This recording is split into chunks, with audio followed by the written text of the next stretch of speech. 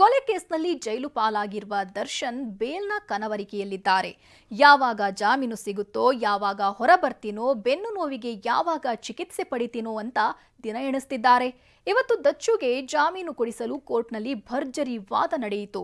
ಕೋರ್ಟ್ನಲ್ಲಿ ಹೇಗಿತ್ತು ವಾದ, ಬನ್ನಿ ನೋಡೋಣ.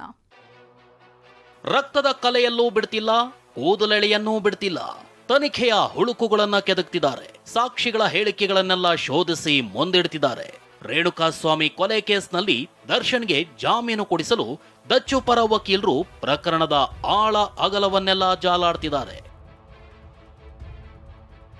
ರೇಣುಕಾಸ್ವಾಮಿ ಕೊಲೆ ಕೇಸ್ನಲ್ಲಿ ಚಾರ್ಜ್ ಶೀಟ್ ಸಲ್ಲಿಕೆ ಬೆನ್ನಲ್ಲೇ ಜಾಮೀನು ಆಟಕ್ಕಿಳಿದ ದರ್ಶನ್ ತಮ್ಮ ಪರ ವಕೀಲರ ಮೂಲಕ ಅರ್ಜಿ ಸಲ್ಲಿಸಿದ್ದಾನೆ. ಇಂದು ಕೂಡ ಬೆಂಗಳೂರಿನ ಸಿಸಿಎಚ್ ಕೋರ್ಟ್ನಲ್ಲಿ ದರ್ಶನ್ ಜಾಮೀನು ಅರ್ಜಿ ವಿಚಾರಣೆಗೆ ಬಂತು. ದರ್ಶನ್ ಪರ ವಾದ ಮಂಡಿಸಿದ ಹಿರಿಯ ವಕೀಲ ಸಿವಿ ನಾಗೇಶ್ ಪಾಯಿಂಟ್ಗಳ ಮೇಲೆ ಪಾಯಿಂಟ್ ಹಾಕಿದ್ರು. ಪೊಲೀಸರ ತನಿಖಾ ವಿಧಾನವನ್ನೇ ಪ್ರಶ್ನಿಸಿದ್ರು. ಜೂನ್ 9ರಂದೇ ಕೃತ್ಯದ ಸ್ಥಳವನ್ನ ಸೀಸ್ ಮಾಡಲಾಗಿದೆ. ಹೀಗಿದ್ದಾಗ ಗ್ರೇಟ್ ಡ್ರಾಮಾ ಏಕೆ ಬೇಕಿತ್ತು? ಜೂನ್ 9ರಂದೇ ಪೊಲೀಸರು ಸ್ಥಳದಲ್ಲಿ ಇದ್ದಾಗ ಜೂನ್ 12ರಂದು ಸೀಸ್ ಮಾಡುವ ಅವಶ್ಯಕತೆ ಏನಿತ್ತು? ಅಲ್ಲಿ ತನಕ ಕಾಯುವ ಅಗತ್ಯವೇನಿತ್ತು ಎಂಬ ವಿವರಣೆ ನೀಡಿಲ್ಲ. ಡಿವಿಆರ್ ಸಾಕ್ಷ್ಯಾಧಾರ ನಾಶಪಡಿಸಿದ್ದಾರೆಂದು ಆರೋಪಿಸಲಾಗಿದೆ. ಆದರೆ ಜೂನ್ 9ರಂದೇ ಪಿಎಸ್ಐ ವಿನಯ್ ಇದನ್ನ A14ಗೆ ಕಳಿಸಿದ್ದೇಗೆ? FSL ವರದಿಯಲ್ಲಿ ವಿಡಿಯೋ ಇಲ್ಲವೆಂದು ಹೇಳಲಾಗಿದೆ. ಹಾಗಿದ್ದಾಗ ಪಿಎಸ್ಐ ಇದನ್ನ A14ಗೆ ಹೇಗೆ ಕಳಿಸಿದ್ರು? 122 ಬಾರಿ ಪಿಎಸ್ಐ ವಿನಯ್ A14 ಜೊತೆ ಚಾಟ್ ಮಾಡಿದ್ದಾರೆ. ಹಾಗಿದ್ದಾಗ ಪಿಎಸ್ಐ ವಿನಯ್ ಮೊಬೈಲ್ ಏಕೆ ಸೀಸ್ ಮಾಡಿಲ್ಲ? ಮೊಬೈಲ್ನಲ್ಲಿನ ವಿಡಿಯೋ ಏಕೆ ರಿಕವರಿ ಮಾಡಲಿಲ್ಲ? ವಿಡಿಯೋ ಅಳಿಸಿದ್ರೆ ಯಾರು ಎಂಬುದು $1 ಮಿಲಿಯನ್ ಪ್ರಶ್ನೆ. ಹೀಗಿದ್ದಾಗ ಇದೊಂದು ಕ್ಲಾಸಿಕ್ ತನಿಖೆ ಎಂದು ಹೇಳಲು ಸಾಧ್ಯವೇ? ಹೀಗೆ ಪೊಲೀಸರ ತನಿಖಾ ವಿಧಾನವನ್ನೇ ಪ್ರಶ್ನಿಸಿದ ದರ್ಶನ್ ಪರ ವಕೀಲರು ದರ್ಶನ್ ಬಳಿ ಸೀಸ್ ಮಾಡಿದ್ದ ಹಣಕ್ಕೂ ವಿವರಣೆ ಕೊಟ್ಟರು. ಜೂನ್ 18ರಂದೇ ದರ್ಶನ್ ಮನೆಯಲ್ಲಿ 37.5 ಲಕ್ಷ ವಶಕ್ಕೆ ಪಡೆಯಲಾಗಿದೆ. ಸಾಕ್ಷಿಗಳಿಗೆ ಕೊಡಲೆಂದು ಈ ಹಣ ಇಟ್ಟಿದ್ದಾಗಿ ಹೇಳಿಕೆ ಪಡೆದಿದ್ದಾರೆ. ಮೋಹನ್ ರಾಜ್ ಎಂಬುವರು ಈ ಹಣವನ್ನ ದರ್ಶನ್ಗೆ ನೀಡಿದ್ರು. ಮೇ 2ರಂದೇ ದರ್ಶನ್ಗೆ ನೀಡಬೇಕಿದ್ದ ಸಾಲ ವಾಪಸ್ ಮಾಡಿದ್ರು. ಆಗ ರೇಣುಕಾಸ್ವಾಮಿ ಯಾರೆಂಬುದೇ ಜಗತ್ತಿಗೆ ಗೊತ್ತಿರಲಿಲ್ಲ.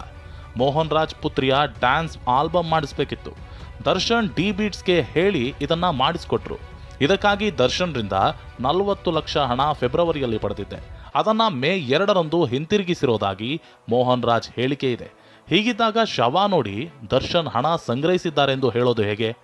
ಮುಂದೊಂದು ದಿನ ಕೊಲ್ಲುವ ಕಲ್ಪನೆಯಿಂದ ಮೇ 2ರಂದು ಹಣ ಪಡೆಯೋದಕ್ಕೆ ಸಾಧ್ಯವೇ? ಮಲಗುವಾಗ ಓದಬಹುದಾದ ಅರೇಬಿಯನ್ ನೈಟ್ಸ್ ಕಥೆಯಂತಿದೆ. ರೇಣುಕಾಸ್ವಾಮಿ ಎಂಬ ವ್ಯಕ್ತಿ ಇರುವುದು ತಿಳಿದಿರೋದೇ ಜೂನ್ 6ರಂದು. ಅಲ್ಲಿವರೆಗೂ ಅವನ ಹೆಸರು ಗೌತಮ್ ಅಂತ ಭಾವಿಸಲಾಗಿತ್ತು. ಹೀಗೆ ವಾದ ಮಂಡಿಸಿದ ಸಿವಿ ನಾಗೇಶ್ ನೇರವಾಗಿ ಜಾಮೀನು ವಿಷಯಕ್ಕೆ ಬಂದರು.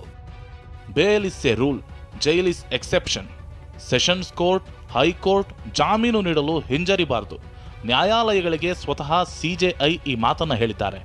ಪ್ರತ್ಯಕ್ಷ ಸಾಕ್ಷಿಗಳ ಹೇಳಿಕೆ ದಾಖಲಿಸಲು ವಿಳಂಬ ಮಾಡುವಂತಿಲ್ಲ. 3 ದಿನ ವಿಳಂಬ ಮಾಡಿದ್ದಕ್ಕೆ ಸುಪ್ರೀಂ ಕೋರ್ಟ್ ಜಾಮೀನು ನೀಡಿದೆ.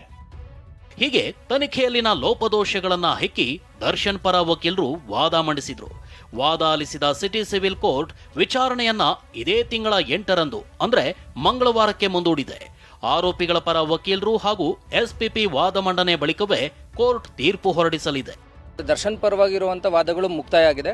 ಉಳಿದಂತೆ ಇನ್ನು ಆರೋಪಿ ನಂಬರ್ 11 ಮತ್ತೆ ದರ್ಶನ್ ಅವರ ಡ್ರೈವರ್ ಮತ್ತೆ ನಾಗರಾಜ್ ಅವರು ಸಂಬಂಧಪಟ್ಟಂತೆ ಮತ್ತೊಬ್ಬರು ಹಿರಿಯ ವಕೀಲರಾದ ಸಂದೇಶ್ ಚೌಟ್ ಅವರು ಮಂಗಳವಾರ ಆರ್ಗ್ಯುಮೆಂಟ್ಸ್ ಮಾಡೋರಿದ್ದಾರೆ. ನಾವು ಇಲ್ಲಿವರೆಗೂ ಸಹ ಬೇಲ್ ಯಾಕೆ ಕೊಡಬೇಕು ಅನ್ನೋ ಕಾರಣಗಳನ್ನ ಮುಂದಿಟ್ಟು, ಹಲವಾರು ಕಾರಣಗಳನ್ನ ಮುಂದಿಟ್ಟು ಇವತ್ತು ಸೀನಿಯರ್ ಆರ್ಗ್ಯುಮೆಂಟ್ಸ್ ಮಾಡಿದ್ದಾರೆ. ಇತ ಜಾಮೀನು ಭವಿಷ್ಯ ಮುಂದೂಡಿಕೆ ಆಗ್ತಿದ್ರೆ ಬಳ್ಳಾರಿ ಜೈಲಿನಲ್ಲಿ ದರ್ಶನ್ ವಿಲನೇ ಒದ್ದಾಡ್ತಿದ್ದಾರೆ. ದಚ್ಚು ಸ್ಪೈನಲ್ ಕಾರ್ಡ್ನಲ್ಲಿ ಊತ ಬಂದಿರುವಂತಿದೆ. 3 ದಿನದಿಂದ ಜೈಲು ವೈದ್ಯರು, ವಿಮ್ಸ್ ತಜ್ಞ ವೈದ್ಯರು ತಪಾಸಣೆ ಮಾಡ್ತಿದ್ದಾರೆ. ವಿಮ್ಸ್ನಲ್ಲಿ ಸರ್ಜರಿ ಮಾಡೋಣ, MRI ಸ್ಕ್ಯಾನ್ ಮಾಡಿಸಿ ಅಂದ್ರೂ ದರ್ಶನ್ ಒಪ್ತಾ ಇಲ್ವಂತೆ. ವಾರದಲ್ಲಿ ಬೇಲ್ ಆಗುತ್ತೆ, ಆಗದಿದ್ರೆ ಕೋರ್ಟ್ಗೆ ಅರ್ಜಿ ಸಲ್ಲಿಸಿ ಬೆಂಗಳೂರಲ್ಲಿ ಟ್ರೀಟ್ಮೆಂಟ್ ಪಡೆಯೋ ಲೆಕ್ಕಾಚಾರದಲ್ಲಿದ್ದಾರೆ. ಇದರಿಂದ ಜೈಲಧಿಕಾರಿಗಳು ಇಕ್ಕಟ್ಟಿಗೆ ಸಿಲುಕಿದ್ದು ಮುನ್ನೆಚ್ಚರಿಕೆಯಾಗಿ ದರ್ಶನ್ ಹೇಳಿಕೆ ಪಡೆದಿದ್ದಾರೆ.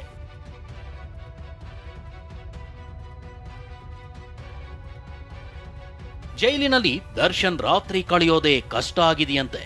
ಆರೋಗ್ಯ ಸಮಸ್ಯೆ ನಡುವೆ ದರ್ಶನ್ ಪದೇ ನಿದ್ರೆಯಲ್ಲಿ ಬೆಚ್ಚಿ ಬೀಳ್ತಿದ್ದಾನಂತೆ. ರೇಣುಕಾಸ್ವಾಮಿ ಕೊಲೆ ಘಟನೆ ಕಣ್ಣು ಮುಂದೆ ಕವಿದಂತೆ ಆಗ್ತಿದೆಯಂತೆ. ಈ ವಿಷಯವನ್ನ ದಾಸ ಕುಟುಂಬಸ್ಥರ ಬಳಿ ಹೇಳ್ಕೊಂಡಿದ್ದಾನಂತೆ. ಹೀಗಾಗಿಯೇ ಪತ್ನಿ ವಿಜಯಲಕ್ಷ್ಮಿ ದೇವಸ್ಥಾನಗಳಿಗೆ ತೆರಳಿ ಕುಂಕುಮ ಪ್ರಸಾದ ತೆಗೆದುಕೊಂಡು ಪತಿಗೆ ಕೊಡ್ತಿದ್ದಾರಂತೆ. ಇಷ್ಟೇ ಅಲ್ಲ, ದರ್ಶನ್ ಕೈಗೆ ತಾಯಿತವನ್ನೂ ಕಟ್ಟಿದ್ದಾರಂತೆ. ಬಳ್ಳಾರಿಯಿಂದ ವಿನಾಯಕ್ ಬಡಿಗೇರ್ ಜೊತೆ ರಮೇಶ್, TV9 ಬೆಂಗಳೂರು.